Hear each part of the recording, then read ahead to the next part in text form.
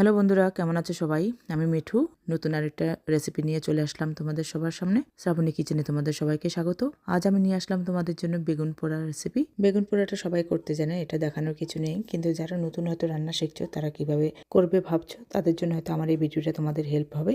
বেগুনটা কিভাবে পুড়তে হবে সেটা আমি প্রথমে তোমাদেরকে দেখিয়ে দিচ্ছি। যাদের গ্যাসের চুলা আছে বাংলাদেশ বা ইন্ডিয়াতে, তারা তো ওইভাবেই পুড়ে, আমরাও আগে সেভাবেই করতাম। কিন্তু যারা এরকম বিদেশে থাকে, ওদের এরকম স্টোভ, তো ওরা কি করে সেই ওভেনে করবে।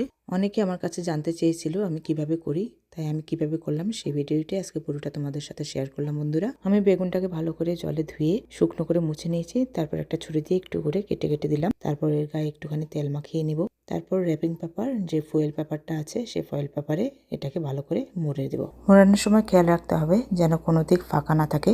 ভালো করে একদম চারদিকটা সিল করে দিতে হবে। কোনো দিক ফাঁকা থেকে থাকলে কিন্তু সেদিক দিয়ে জল বেরিয়ে যাবে, তখন তোমার চুলার উপরে সেটা বারবার শব্দ হবে এবং দাগ পড়ে যাবে, সেটা অসুবিধা হবে। যেন কোনো দিক ফাঁকা না থাকে তোমরা সেভাবে এটাকে ভালো করে মুড়ে দিবে। দেখো, আমি চুলার উপরে এটাকে বসিয়ে দিলাম বেগুনটাকে। এভাবে বসিয়ে দেওয়ার পরে একদিক হয়ে গেলে তারপর আরেক দিক উল্টে দেবো। এভাবে উল্টে পাল্টে এটাকে ভালো করে এটাকে পুড়ে নেব। এটা একটু টিপে টিপে দেখতে হবে যে নরম হয়েছে কিনা। যদি এক সাইড নরম হয়ে যায় তারপর আরেক দিক উল্টে দিবে। এভাবে আমি পুরো বেগুনটাকে পুড়ে নেব।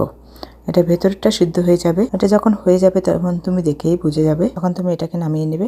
এই দেখো, আমি এটাকে দেখে নিলাম, এটা টিপে টিপে দেখলাম ভালো করে যে এটা নরম হয়ে গেছে, তাই আমি এখন এটাকে নামিয়ে নেব। বেগুন পোড়াটা করতে কিন্তু বেশি টাইম লাগে না, কিন্তু একটা অসাধারণ রেসিপি। খেতে কিন্তু গরম ভাতের সাথে খুবই মজা লাগে। তুমি এটাকে পেঁয়াজ দিয়েও করতে পারো বা এমনি নিরামিষও খেতে পারো, যে যেভাবে খায়। এটা খুবই একটা মজার রেসিপি। এই দেখো, আমি এটাকে নামিয়ে নিলাম। তারপর র্যাপিংটা খুলে নিলাম। এবার আমি বেগুনটার এই যে জলগুলো আছে সেগুলো ফেলে দেবো এবং বেগুনটার খোসা ছাড়িয়ে নেব। এটা করতে যা যা দরকার এবং যা যা টিপস আছে আমি পুরো টিপসটাই তোমাদের দেওয়ার চেষ্টা করেছি। আশা করি তোমরা দেখেই বুঝতে পারবে এবং খুব ভালো করে বানাতে পারবে। এই দেখো, আমি বেগুনের খোসাটা ছাড়িয়ে নিয়েছি, বোটাটা কেটে ফেলে দিলাম এবং মাঝখানটা কেটে একটু দেখে নেব কোনো পোকা বা কিছু আছে কিনা। যদিও এখানে কোনো বেগুনেই আমি এখন পর্যন্ত কোনো পোকা পাইনি, কিন্তু সেই যে দেশে থাকতে করতাম, চেক করতাম বেগুনে পোকা আছে কিনা, সেটার অভ্যেস এখনো রয়ে গেছে। তাই সবসময় আমি সেটাই করি যে বেগুন পোড়ার পরে আগে দেখে নিই, চেক করে নিই কোনো পোকা আছে কিনা। তারপর বেগুনটাকে আমি ছোট ছোট পিস করে কেটে নিলাম। এবার এর মধ্যে আমি পরিমাণ মতো লবণ দিয়ে ভালো করে হাত দিয়ে চটকে নেব।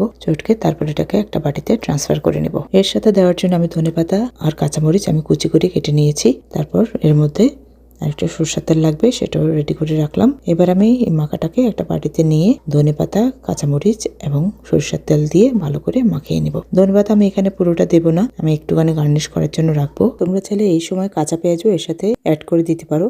আমি খাবো না তাই এখন দেইনি এর মধ্যে, তো কাঁচা পেঁয়াজ দিলে ভালোই লাগে খেতে। এই দেখো, আমার ভর্তা রেডি হয়ে গেছে। চটজলদি খুব মজার একটা ভর্তা রেসিপি তোমাদের সাথে শেয়ার করলাম। আশা করি তোমরা সবাই বাড়িতে বানাবে এবং খাবে। আমাকে কমেন্ট অবশ্যই জানাবে। তোমাদের প্রতিটা কমেন্ট আমার জন্য অনেক মূল্যবান। আর এই রেসিপিটি যদি তোমাদের ভালো লাগে তাহলে আমাকে সাবস্ক্রাইব করে পাশে থাকতে পারো, তাহলে আমি নতুন কোনো ভিডিও দিলে তোমাদের নোটিফিকেশন চলে যাবে এবং তোমরা দেখতে পাবে। ভালো থেকো সবাই, দেখা হবে আবার অন্য কোনো ভিডিওতে।